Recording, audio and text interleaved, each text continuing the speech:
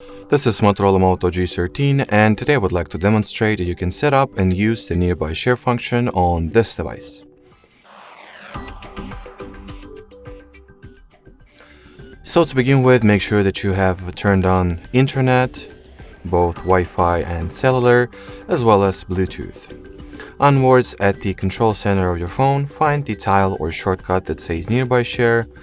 In my case, it is, apparently absent, so I'll have to add it from the list of unused shortcuts, which can be done through tapping at the pencil icon over here, then going into the list of unused controls.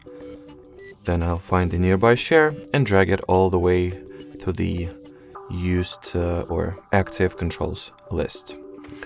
And once I will get back over here, as you can see now, the nearby share tile is apparently at its place. So now touch and hold at its icon. In order to turn it on, simply enable the switch. Then you can rename the device if you want to. I'll rename it to HardReset Moto. Then you can turn on or turn off the device visibility, as well as change the extent to which it's visible, or to whom it's visible to be exact, and the data mode that will be used for the file transfer.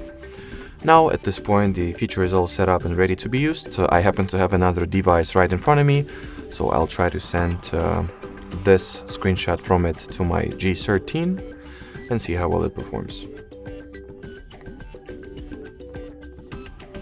As you can see, my phone has been successfully found. Now tap on it, onwards accept the transfer at the receiver's end.